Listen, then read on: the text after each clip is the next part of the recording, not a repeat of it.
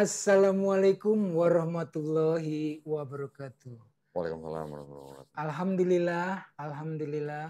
Alhamdulillahirobbil alamin. Wassalatu wassalamu ala isyrofil anbiya'i wal mursalin wa ala alihi wa sahbihi ajmain. Amma ba'd. Salam dan salawat kita aturkan kepada baginda Muhammad sallallahu alaihi wasallam, penutup para nabi dan rasul, khataman nabiin. Doa untuk keluarga beliau, para sahabat beliau, serta umatnya yang sangat dirindukan untuk bertemu kita di Telaga Al-Kautsar. Ikhwan Fillah, kita jumpa lagi nih, keren banget kan, di BOB Reborn ya. Ini seri yang kedua.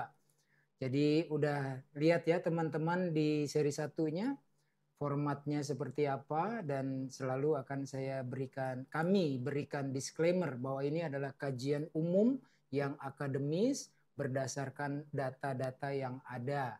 Tidaklah kita berbicara tanpa data-data.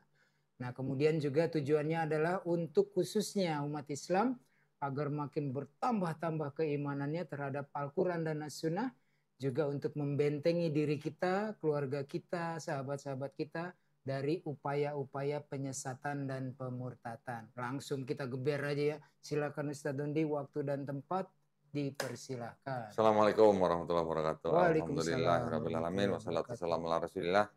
Jumpa lagi di Bob ya? Bacanya Bob Reborn. Bob Reborn. Waduh.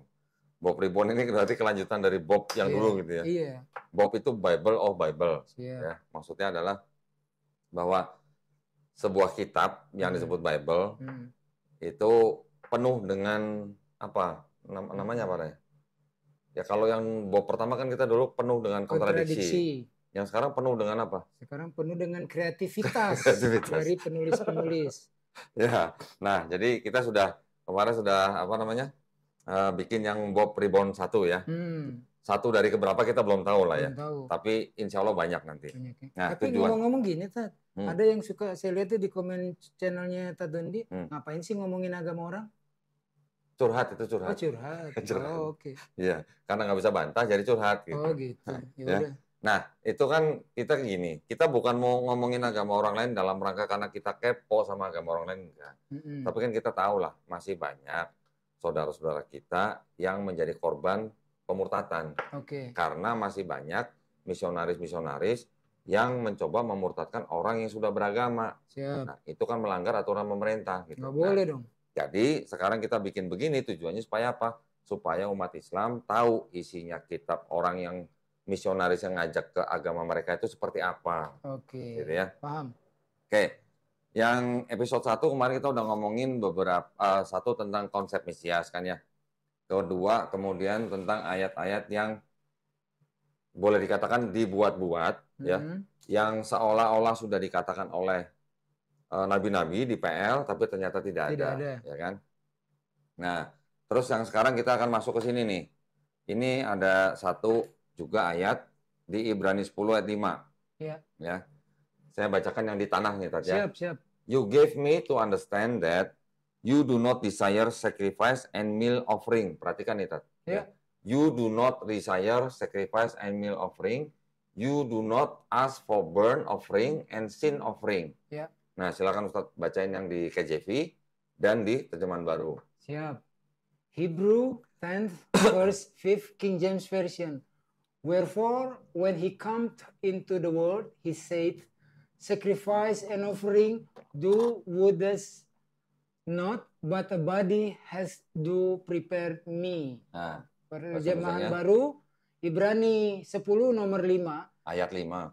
Oke, karena itu ketika ia masuk ke dunia, ia berkata, korban dan persembahan tidak engkau kehendaki, tetapi engkau telah menyediakan tubuh bagiku. Kelihatan nggak Tat bedanya? Beda lah. Bedanya di mana? Ya, itu tubuh bagiku. Nah, berarti kan persamaannya ada. Persamaannya kelihatan ada. Kan? Iya. Persamaannya kan penulis Ibrani itu kan dia menuliskan atau mengutip dari Mazmur 40 ayat 7. Ya. Korban dan persembahan tidak engkau kehendaki. Ya. Di Mazmur 40 ayat 7 kan begitu sama kan? Sama. Tetapi di Mazmur ada nggak kira-kira kata-kata bahwa engkau Tuhan ini sudah menyediakan tubuh bagiku, bagi Yesus gitu. Nggak ada. Kan nggak ada Berarti kan? yang ini tetapi engkau telah menyediakan tubuh bagiku, kreativitas ini. Nah, berarti apa tuh? Kreativitas penulis. Bid'ah berarti. Lo kan inovasi kan? Yoi. Inovasi bukan? Yoi, inovasi dong. Menambah-nambah. Inovasi berarti bid'ah dong. Mm-mm. Bid'ah ya, bukan bidat ya. Yoi. Nah, ini juga salah satu contoh bahwa penulis PB mengutip PL tetapi menambahkan sesuatu supaya masuk ke dalam teologi penulis PB Iya. gitu tadi. Itu pemirsa baca nggak tadi yang bagan ini tadi? Ada, Oh, tadi ada dikasih lihat kan? di pemirsa Ada, bisa Oke, dibaca. siap. Ya, mudah-mudahan bisa dipahami ya maksud saya. Paham. Jadi penulis PB itu mengutip PL, tetapi mereka juga bisa merubah dan atau menambahkan atau mengurangi gitu. Memodifikasi lah ya. Memodifikasi. Tapi kan hasilnya jadi fabricated. Ya, jadi seolah-olah ini sudah dibicarakan di PL. Iya. Ya. Iya. Tetapi ternyata ada agenda di dalam pengutipan itu gitu. Oke, siap. Agendanya apa? Untuk teologi mereka. Misalnya mengenai Yesus yang apa istilahnya tubuhnya sudah dipersiapkan, tapi Clear. sebagian dipotong diambil dari PL gitu. Clear. Paham ya maksudnya ya? Paham dong. Lanjut. Lanjut. Nah, ini tadi Yesaya 59 ayat 20 itu ada ayat yang berbunyi begini. Langsung bahasa Indonesianya aja yang di paling bawah nih, kiri bawah nih. Oke. Ini terjemahan daripada yang di tanah. Tuhan akan datang sebagai penebus ke Sion, ya. Yang bahasa Inggrisnya juga to Zion, ya kan? Kepada mereka yang ada di Yakub yang berbalik dari dosa, demikianlah firman Tuhan. Ya. Nah, silakan bacain Tat. Yang di bagian Kristen, ya. Itu penerjemahnya Kristen dari tanah seperti apa coba? Sama nggak? Ya. Yesaya 59 nomor 20 terjemahan baru. Dan ia akan datang sebagai penebus untuk Sion dan untuk orang-orang Yakub yang bertobat dari pemberontakannya.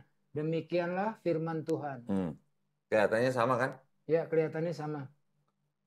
Akan datang, Tuhan akan datang sebagai penebus ke Sion. Ya.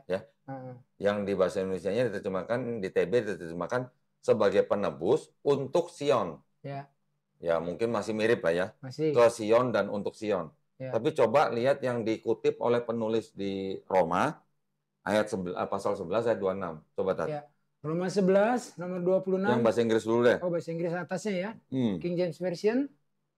Dari Perjanjian Baru, King James Version, Romans 11 verse 11 chapter 11 verse 26.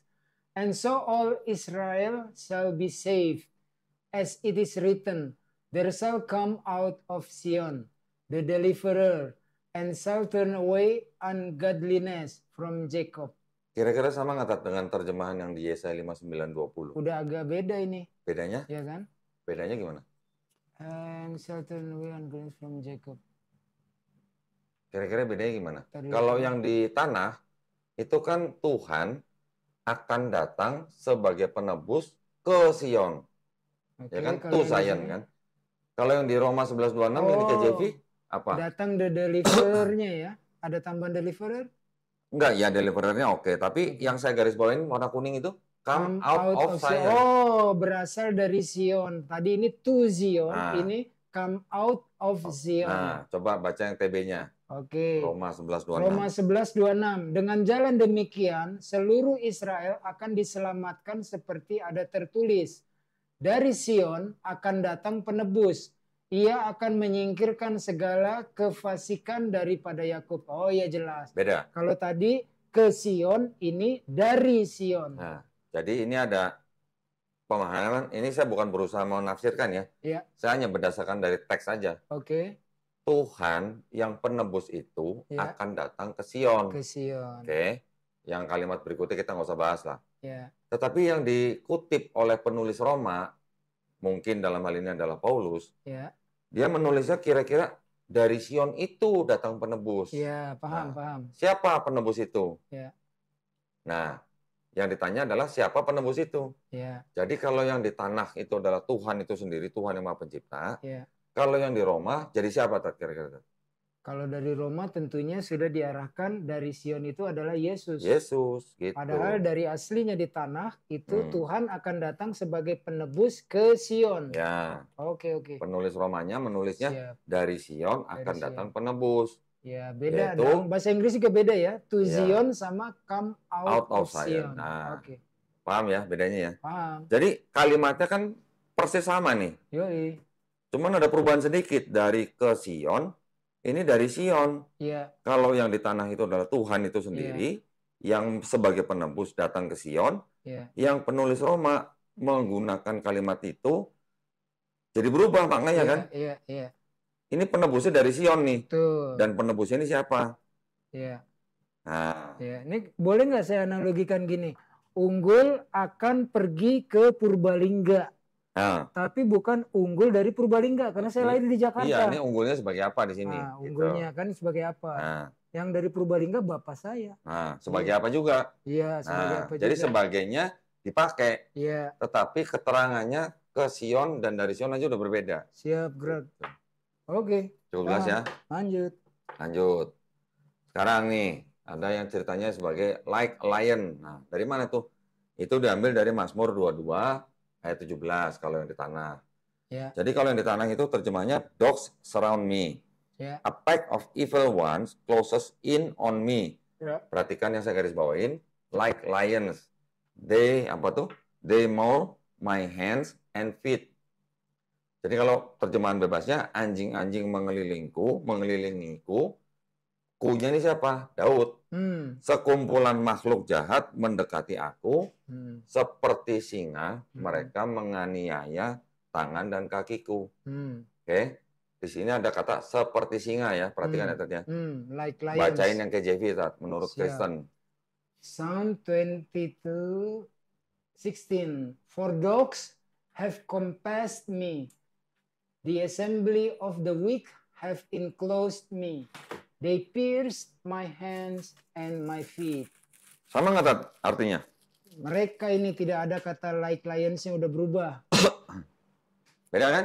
Ya, Yang bahasa Indonesianya coba. bahasa Indonesianya Mazmur 22:16 terjemahan baru. Sebab anjing-anjing mengerumuni aku, gerombolan penjahat mengepung aku. Mereka menusuk tangan dan kakiku. Nah. Jadi dari lions, kemudian anjing-anjing, sekarang mereka ini maksudnya diarahkan ini ke adalah hansip-hansip Romawi. bukan. Bukan.